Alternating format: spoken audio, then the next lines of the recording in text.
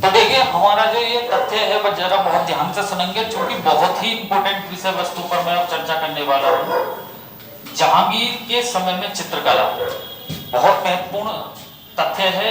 ये कितना महत्वपूर्ण है उसके लिए मैं आपको एक सामान्य सा एग्जांपल दे देता हूँ। कैसे? चाहे यूपीएसआई का एग्जाम हो, चाहे कांस्टेबल का हो, चाहे यूपी टेट का हो, चाहे सुपर टेट का हो, यानी कि कोई भी एग्जाम, यहां से प्रश्न आने की संभावना ज्यादा होती है जहांगीर से। क्योंकि जहांगीर के समय में, बहुत ध्यान से सुनना, जहांगीर के समय में जो चित्रकला थी वो चरमोत्कर्ष पर पहुंची थी, यानी कि उनके समय में चित्रकला पर ज्यादा काम हुआ। इसे आप इस तरीके से समझ सकते हैं, जहांगीर के समय में प्रश्न क्या पूछा जाता है एग्जाम में। अगर हमें प्रश्न की बात करूं तो प्रश्न पूछा जाएगा एग्जाम में, किसके समय में या किस मुगल शासक के समय में चित्रकला चरमोत्कर्ष पर थी या अच्छे स्तर पर थी, ऐसा कह सकते हैं जहांगीर के समय में। तो उन तथ्यों को थोड़ा सा समझना है। जैसे कि मान के चलिए हम जहांगीर पर बाद में आएंगे, पहले मैं कुछ इसके जो अन्य मुख्य विषय वस्तु हैं उन पर चर्चा करता हूँ। एक एग्जाम में प्रश्न पूछा जाएगा कि एक तो ये पूछा जाएगा जो मैंने अभी बताया कि किस मुगल शासक के शासनकाल में चित्रकला चरमोत्कर्ष पर थी, तो वहां तो आप आंसर दे देंगे जहांगीर के समय। क्लियर? ये सामान्य सी बात है, ठीक है। एक प्रश्न ये पूछा जाएगा, इसको विशेष रूप से याद रखना, कि किस मुगल शासक के शासनकाल से चित्रकला प्रारंभ हुई। बहुत ध्यान से सुनिए, प्रश्न में अंतर है। प्रश्न ये पूछा जाएगा किस मुगल शासक के शासनकाल से चित्रकला प्रारंभ हुई। तो प्रारंभ किस मुगल शासक कैसे हुई? चरमोत्कर्ष पर किस में पहुंची? वो चीज तो पहले का नोट डालकर वो चीज लिखिए, क्योंकि इससे रिलेटेड पॉइंट है, तो इसको विशेष रूप से याद रखें। तो नोट डाउन करके लिखिए, नोट।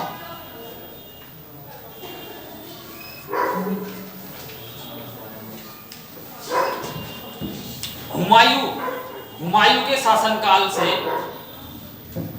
हुमायूं के शासनकाल से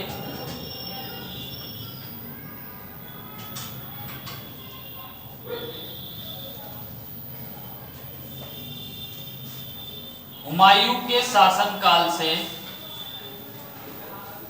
मुगल चित्रकला की शुरुआत हुई। बहुत ध्यान से सुनना, बहुत बढ़िया पॉइंट है जो परीक्षा में सीधा पूछा जाएगा। हुमायूं के शासनकाल से मुगल चित्रकला की शुरुआत हुई। क्लियर? अब आपके दिमाग में ये बात क्लियर हो जानी चाहिए कि अगर प्रश्न ये पूछा जाता है, बहुत ध्यान से सुनना, प्रश्न पूछा जाएगा कि किस मुगल शासक के शासनकाल में चित्रकला चरमोत्कर्ष पर थी, तो वहां आपका आंसर होगा जहांगीर। और किस मुगल शासक के शासनकाल से चित्रकला का प्रारंभ हुआ, तो दोनों में अंतर है, तो वहां आपका आंसर क्या होना चाहिए? हुमायूं। बहुत ध्यान से सुन लें। अब इनके तथ्यों को जरा ध्यान से सुन लें। हुमायूं कैसे स्टार्ट हुई थी, सिर्फ सुनना है, बहुत ध्यान से। लिखने की जो बात है वो मैं बता दूंगा। देखिए हुमायूं किस प्रकार हुई, जैसा कि मैं पहले पढ़ा चुका हूं, बहुत ध्यान से सुनना है। हुमायूं, जब हुमायूं चौसा का और कन्नौज या बिलग्राम का जो 1940 में हुआ युद्ध शेरशाह सूरी से हार गए, तो हारने के बाद ये कहां चले गए थे? ईरान, जो कि मैं पहले पढ़ा चुका इस बात को। क्लियर? तो ईरान जाने के बाद ये वहां ईरानी कुछ चित्रकार से मिले, वहां रहने के दौरान ये वहां कुछ चित्रकारों से मिले और वहां कुछ फेमस चित्रकारों से भी मिले। तो वहां इन्होंने कुछ चित्रकला सीखी थी। किसने? हुमायूं ने थोड़ी बहुत सीखी होगी वहां पे। तो इनके साथ ईरान से आए थे दो व्यक्ति, बहुत अच्छी तरह इनके आप नाम लिख लें, मैं बताऊंगा यहां से क्या प्रश्न पूछा जाएगा। अब्दुस समद और मीर सैयद अली, दो नाम आपके बिल्कुल याद होने चाहिए। एक तो अब्दुस समद,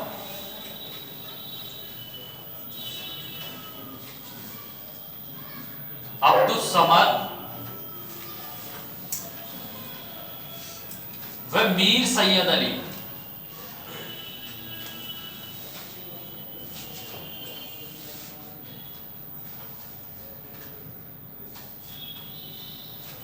मीर सैयद अली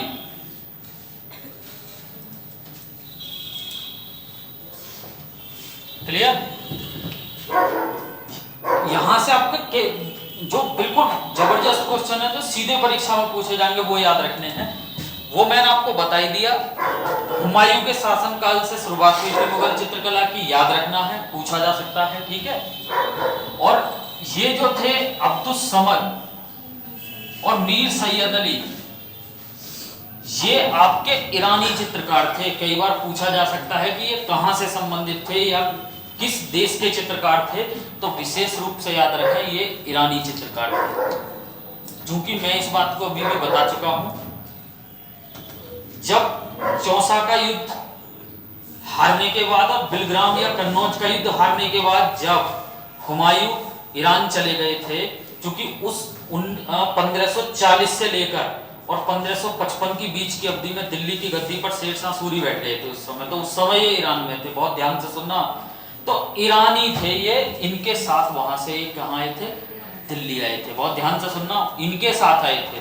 और दोनों अब्दुस समद और मीर सैयद अली दोनों बहुत बड़े चित्रकार थे, बहुत ध्यान से सुनना, बहुत बड़े चित्रकारों में से एक थे, ऐसा भी समझ सकते हैं, ठीक है। इसलिए मैंने इसको ब्रैकेट में भी बंद किया ताकि आप चीजों को समझ सकें, ठीक है। एक क्वेश्चन एग्जाम में पूछा जाएगा, तो एक तो ये हुआ, 3 क्वेश्चनों को पुनः ध्यान दें, मैं फिर से बताऊंगा।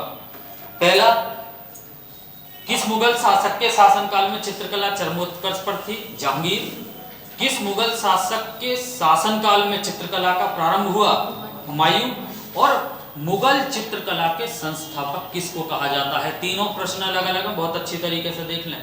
मुगल चित्रकला के संस्थापक किसको कहा जाता है, तो लिख लें, मुगल चित्रकला के संस्थापक अब्दुस समद और मीर सैयद अली को कहा जाता है। नोट करके लिखना, प्रश्न पूछा जाएगा परीक्षा में। मुगल चित्रकला के संस्थापक,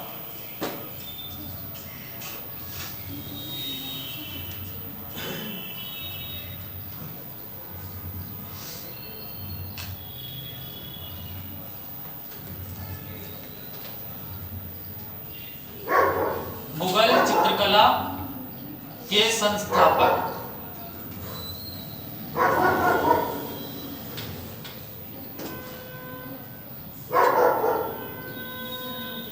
मुगल चित्रकला के संस्थापक किसको कहा जाता है, मीर सैयद अली और अब्दुस समद। कौन थे ये एक ईरानी चित्रकार थे। क्लियर हुआ, बहुत शानदार प्रश्न पूछा जाएगा परीक्षा में, छाप लो, क्योंकि बहुत छोटी चीजें करके मैं क्लियर करा रहा हूं, तो ध्यान रखेंगे। तो यहां तक मेरे हिसाब से आपके क्वेश्चन क्लियर हो जाने चाहिए।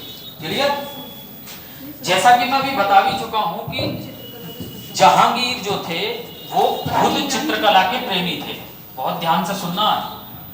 देखिए, जितने भी मुगल बादशाह हुए उनमें सबसे ज्यादा अगर कोई चित्रकला के प्रेमी थे तो वो कौन से थे, जहांगीर थे। यानी कि खुद भी इन्हें चित्रकला से लगाव था, और यही कारण था कि इनके समय में चित्रकला चरमोत्कर्ष पर पहुंची, क्योंकि खुद भी लगाव था। ये बात याद रखिए मोस्टली, ठीक है। तो जहांगीर के समय में कौन कौन से चित्रकार मुख्यतः इनके दरबार में रहे, उनके मैं सामने नाम लिखूंगा। वो क्यों याद होने चाहिए, सिर्फ ये पूछा जाएगा एग्जाम में, कौन दिए गए विकल्पों में से कौन जहांगीर के समय का चित्रकार नहीं है। निश्चित है इस क्वेश्चन को करने के लिए ये चीजें हमें क्लियर होनी चाहिए। सबसे पहला नाम लिखेंगे आप, सबसे पहला नाम लिखिए अबुल हसन। अबुल फजल नहीं लिखना है, अबुल फजल तो अकबर के समय का था, और अबुल हसन जहांगीर के समय का है, विशेष रूप से याद रखें। सबसे पहले लिखेंगे अबुल हसन।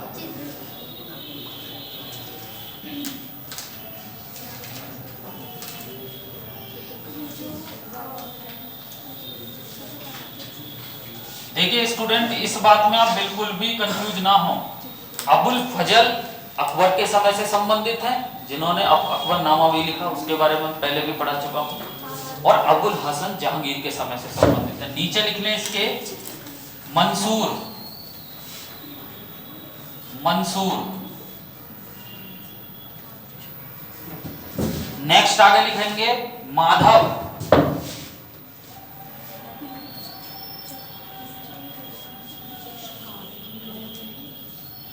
माधव।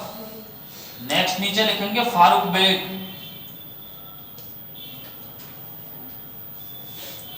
फारूक बेग। क्लियर। नेक्स्ट लिखेंगे बिशनदास,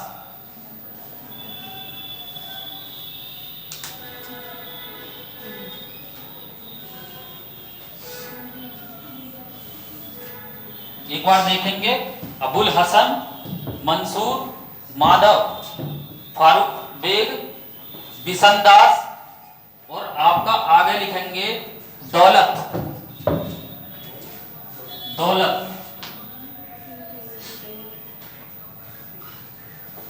दौलत, और आगे लिख लेंगे दौलत के बाद है आपका कौन सा है नाम, मनोहर,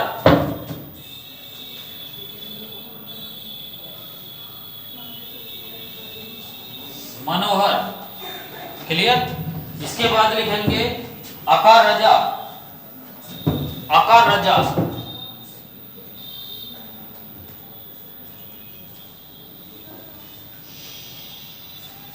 आकार रजा, आगे लिखेंगे गोवर्धन,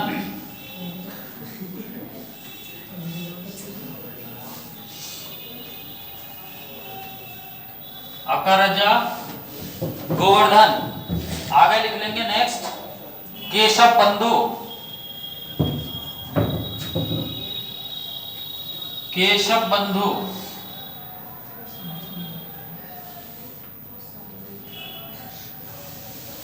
केशव बंधु, और आगे लिख लेंगे मोहम्मद नादिर,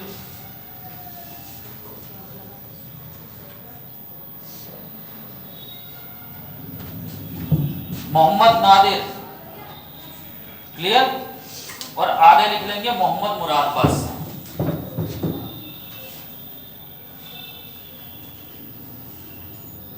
मोहम्मद मुराद। इन्हें आप एक बार बहुत अच्छी तरीके से देख लो, क्योंकि देखिए ये मैं क्यों लिखा रहा हूं। जहांगीर के समय में चित्रकला चरमोत्कर्ष पर थी, ठीक है। अगर चरमोत्कर्ष पर थी तो जहांगीर के समय के प्रसिद्ध चित्रकार कौन से थे, पूछा जाएगा। तो ये सब जहांगीर के समय के ही मोस्टली चित्रकार हैं जो हमें मालूम होना चाहिए। अबुल हसन, मंसूर, माधव, फारूक बेग, बिसनदास, दौलत, मनोहर, गोवर्धन, अकार रजा, केशव बंधु, मोहम्मद नादिर और मोहम्मद मुराद। बहुत अच्छी तरीके से देखना है। सिर्फ एक क्वेश्चन करने के लिए वहां ये पूछा जाएगा, बहुत ध्यान से सुनना, वहां ये पूछा जाएगा दिए गए विकल्पों में से कौन जहांगीर के समय का चित्रकार नहीं है। बहुत ध्यान से सुनना, तो ये मोस्टली हमें ये चीज याद होनी चाहिए। क्लियर। अब ध्यान से सुनना है। अब चित्रकारी 2-3 प्रकार की होती थी वहां पे, ठीक है, उस समय, ठीक। एक तो प्राकृतिक, नेचुरल, और एक क्या नाम है आपका व्यक्तियों के भी बनाने, पशु पक्षियों के भी बनाने। यहां से कुछ महत्वपूर्ण प्रश्न याद रखने जो परीक्षा में पूछे जाएंगे, ठीक है। जैसे कि पूछेगा एग्जाम में कि जहांगीर के समय में प्रकृति चित्रण का सर्वश्रेष्ठ चित्रकार कौन सा था, यानी कि पशु पक्षियों का बनाना, प्रकृति चित्रण का। नोट करके लिख लें, जहांगीर के समय में प्रकृति चित्रण का सर्वश्रेष्ठ चित्रकार मंसूर था, लिख लें। और ये प्रश्न ही आपसे परीक्षा में पूछा जाना है, सीधे एकदम लिख लें। जहांगीर के समय में प्रकृति चित्रण का सर्वश्रेष्ठ चित्रकार मंसूर था।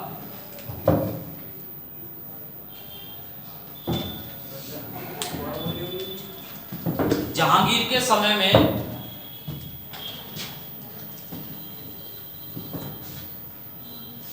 प्रकृति का सर्वश्रेष्ठ चित्रकार, या लिख सकते हैं पशु पक्षियों का,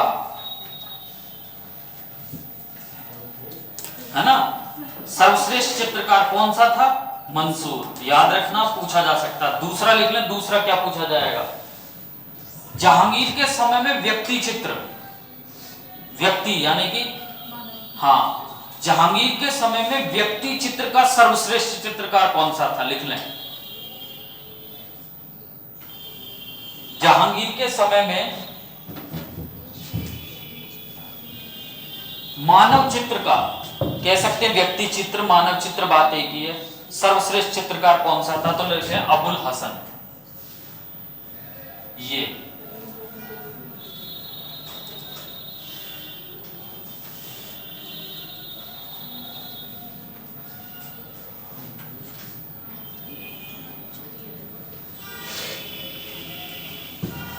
कुछ समझ में?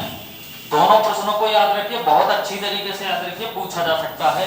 एक तो ये प्रश्न पूछा जाएगा, जहांगीर के समय में पशु पक्षी या पेड़ पक्षियों का सर्वश्रेष्ठ चित्रकार कौन सा था? मंसूर, याद रखना। दूसरा पूछा जाएगा, जहांगीर के समय में मानव चित्र का सबसे सर्वश्रेष्ठ चित्रकार कौन सा था? अबुल हसन। अब ध्यान से सुनिए और क्या प्रश्न बनेगा, कितना बढ़िया प्रश्न हो सकता है, क्योंकि दोनों चित्रकारी चल रही थी, ठीक। और जहांगीर का समय चित्रकारी के लिए सर्वश्रेष्ठ भी था मुगलों में, ठीक है। वो अब ये पूछेगा एग्जाम में कि जहांगीर के समय में कौन सी चित्रकला मतलब अधिक लोकप्रिय थी, मानव चित्रकला या प्रकृति चित्रकला, नेचुरल चित्र वगैरह, ठीक है। तो लिख लें अंतिम पॉइंट, जहांगीर के समय में प्रकृति चित्रण पर सबसे अधिक जोर दिया गया, यानी कि प्रकृति चित्रण पर सबसे अधिक जोर दिया गया। लिख लें, जहांगीर के समय में प्रकृति चित्रण पर सबसे अधिक जोर दिया गया। प्रकृति चित्रण,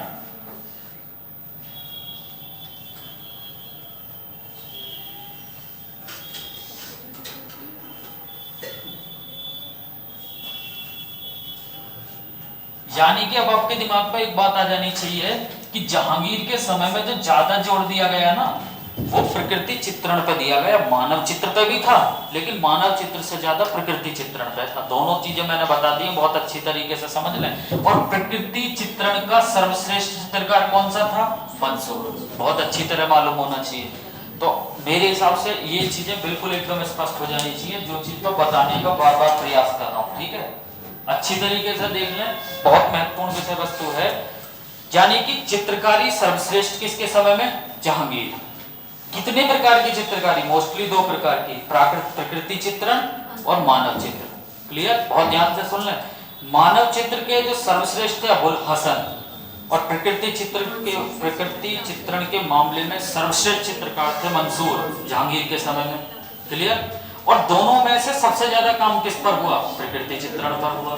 ये भी पूछा जा सकता है, ठीक। इसी कारण बहुत ध्यान से सुन लें, जहांगीर को ने इनको क्या उपाधि दी और इनको क्या उपाधि दी, पूछी जाएगी। लिख लें, नोट करके लिखें। जहांगीर ने अबुल हसन को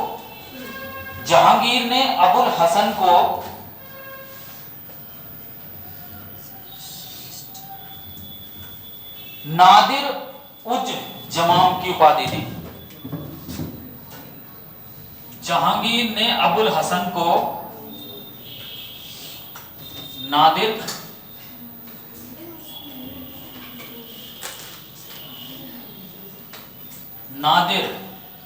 उज जमाम की उपाधि दी।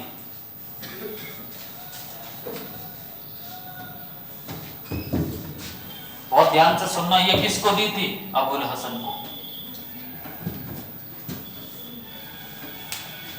पूछा जाएगा जहांगीर ने किस चित्रकार को या अपने किस चित्रकार को नादिर उज जमाम की उपाधि दी थी? अबुल हसन। सेकंड, जहांगीर ने मंसूर को नादिर उल असर की उपाधि दी थी। नादिर उल असर।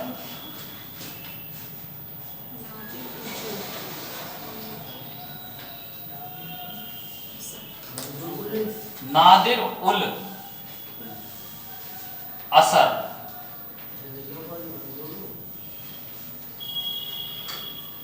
ये उपाधि इनको दी थी। किसको? मंसूर को। कौन है ये मंसूर? प्रकृति चित्रण के सर्वश्रेष्ठ कवि। किसके समय के? जहांगीर के समय के। जहांगीर के समय के मानव चित्र के सर्वश्रेष्ठ कवि अबुल हसन। दोनों में सर्वश्रेष्ठ कौन सा ज्यादा कौन सी चली? प्रकृति चित्रण के मामले में, ठीक है। प्रकृति चित्र, ठीक। मानव चित्र को पोर्ट्रेट कला भी कहा जाता है। ध्यान से सुनना, बहुत बढ़िया प्रश्न हो सकता है। लैंग्वेज चेंज करके पूछा जाएगा कि पोर्ट्रेट चित्रकला का प्रारंभ किस मुगल बादशाह से माना जाता है। प्रकृति चित्र तो आपके हुमायूं के में भी चल गए थे। बहुत ध्यान से सुना, प्रकृति की बता रहा हूं, लेकिन एग्जाम में पूछा जाएगा पोर्ट्रेट चित्रकला का प्रारंभ किस मुगल बादशाह के शासनकाल से माना जाता है। नोट करके लिख लें, जहांगीर, नोट करके लिखना जहांगीर। पोर्ट्रेट चित्रकला का प्रारंभ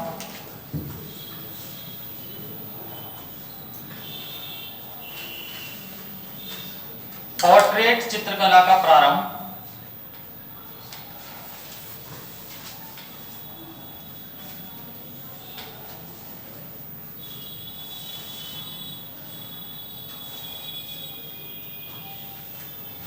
पोर्ट्रेट चित्रकला का प्रारंभ किस मुगल बादशाह के शासनकाल से माना जाता है? तो जहांगीर। क्या है ये पोर्ट्रेट चित्रकला? मानव चित्र।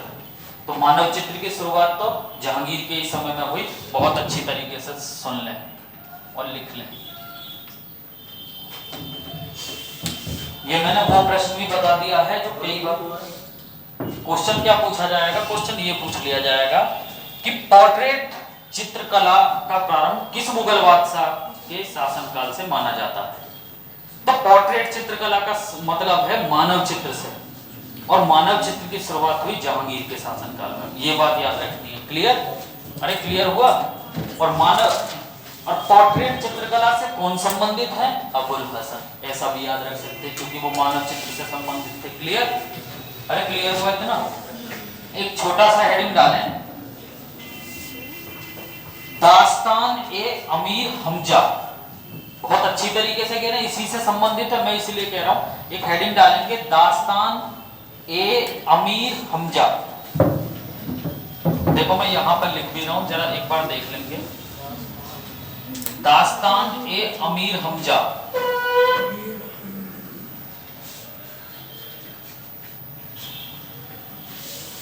ये सीधे आपसे परीक्षा में पूछे जाने हैं। मैं इसलिए कह रहा हूं कि एकदम सीधा कंटेंट मिला हुआ है, इस कंटेंट को छोड़े ना किसी भी कीमत पर। ठीक है? दास्तान ए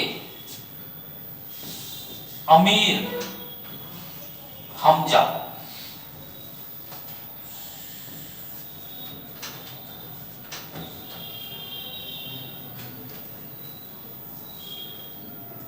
ये हेडिंग डालें,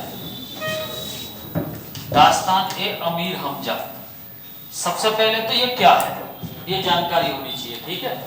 तो सबसे पहले लिखें, यह एक फारसी ग्रंथ है। यह एक फारसी ग्रंथ है। आप इतनी बात जानते होंगे कि मुगलों की जो दरबारी भाषा थी वो भी फारसी थी।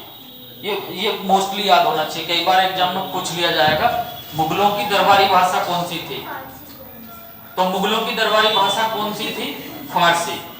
तो यह एक फारसी ग्रंथ है। लिख लिया? आगे लिखें, इसमें अमीर हमजा के वीरतापूर्ण कारनामों का उल्लेख है। इसमें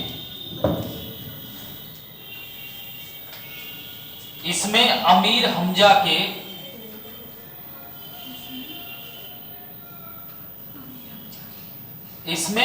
हमजा के वीरतापूर्ण कारनामों का उल्लेख है।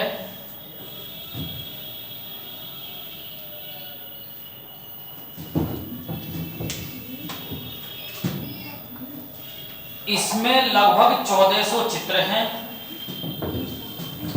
इसमें लगभग 1400 चित्र हैं।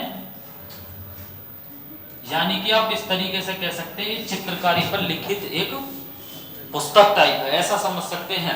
ठीक है? तो वो पूछा जा सकता है कि कितने चित्र हैं इसमें?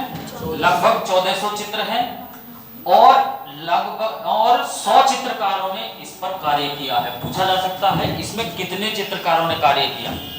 100 चित्रकारों ने इसमें कार्य किया।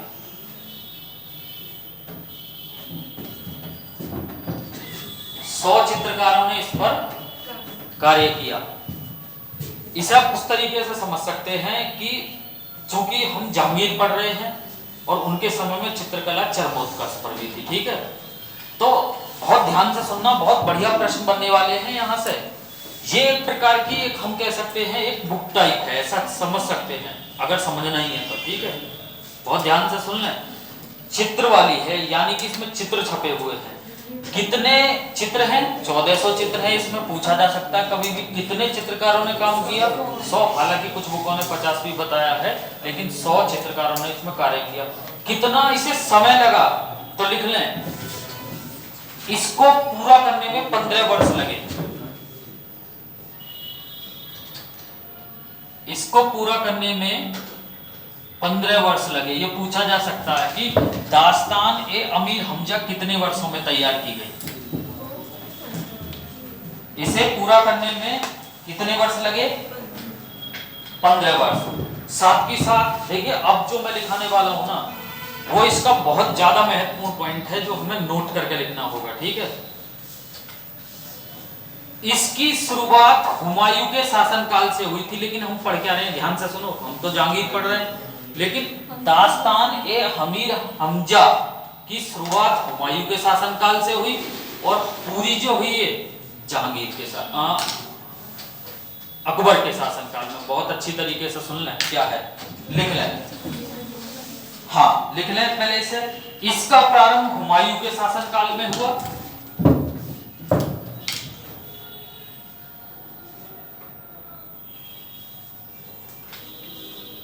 इसका प्रारंभ हुमायूं के शासनकाल में हुआ। यह भी अपने आप में प्रश्न है जो परीक्षा में पूछा जाएगा। अब आप सोच रहे होंगे किस तरीके से पूछा जाएगा। ये पूछा जाएगा, दास्तान ए अमीर हमजा की शुरुआत किसके शासनकाल से हुई? हुमायूं। और किसके शासनकाल में ये पूरी हुई? अकबर। पूर्ण किसके शासनकाल में हुई? अकबर।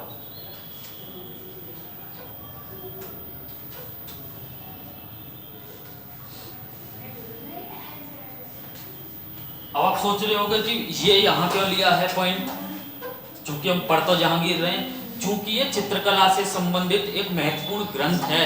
बहुत ध्यान से सुनना है, मुगलों का। फिर से सुन ले एक बार।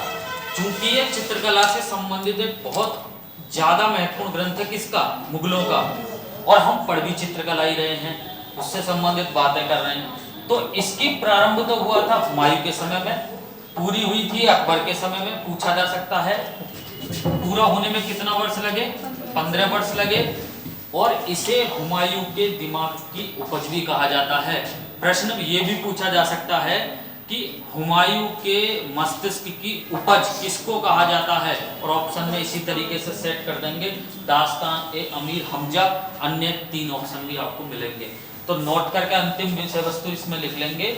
इसको दास्तान ए अमीर हमजा को हुमायूं के मस्तिष्क की उपज भी कहा जाता है।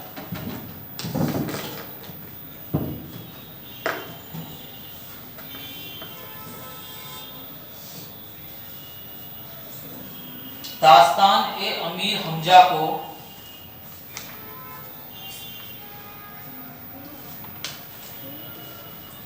हुमायूं के मस्तिष्क की उपज भी कहा जाता है।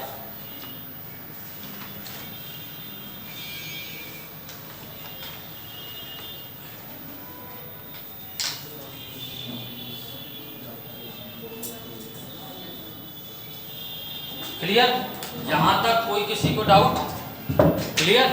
अरे यहां तक सब कुछ क्लियर है, तो यहां तक क्लियर होना चाहिए। अब बिल्कुल इससे संबंधित जो अंतिम विषय वस्तु है, यानी कि ये तो क्लियर हुआ, यहां तक क्लियर है। और क्या क्या चित्रकारी से संबंधित देखिए, हुमायूं, बहुत ध्यान से सुनना है, जहांगीर पढ़ रहे हैं, ठीक? जहांगीर के समय में जहांगीर मोस्टली किससे प्रेम करता था? चित्रकला से। क्लियर? लेकिन जहांगीर की जो, बहुत ध्यान से सुनना मैं क्या कह रहा हूं, तभी समझ में आ पाएगा, वरना बाहर चला जाएगा, मैं बता रहा हूं। जहांगीर के समय में चित्रकला टॉप पर थी, ठीक है, लेकिन मैं ये कहना चाह रहा हूं कि जहांगीर स्थापत्य में कम रुचि रखता था। स्थापत्य का मतलब है बिल्डिंग, ये जो मकबरे वगैरह बनवाना, ये बनवाना, जैसे कि अकबर ने इनके पिताजी ने जो बनवाए थे फतेहपुर सीकरी में बुलंद दरवाजा वगैरह, ये सब समझ रहे हैं, उसको कहते हैं हम स्थापत्य कला। बहुत ध्यान से सुन लें, स्थापत्य कला में अपने पिताजी के बराबर रुचि नहीं थी। किसकी? जहांगीर की, चूंकि इनकी रुचि चित्रकला में थी। लेकिन फिर भी कुछ ऐसी महत्वपूर्ण विषय वस्तु है जो एग्जाम में पूछा जाएगा, क्योंकि ये भले ही रुचि नहीं थी। जहांगीर के समय में बनी हुई श्रेष्ठ इमारत कौन सी है? यानी कि भले ही रुचि नहीं थी, लेकिन जहांगीर के समय में बनी हुई श्रेष्ठ इमारत कौन सी है? समझ रहे हैं? नोट करके बहुत अच्छी तरीके से लिखेंगे।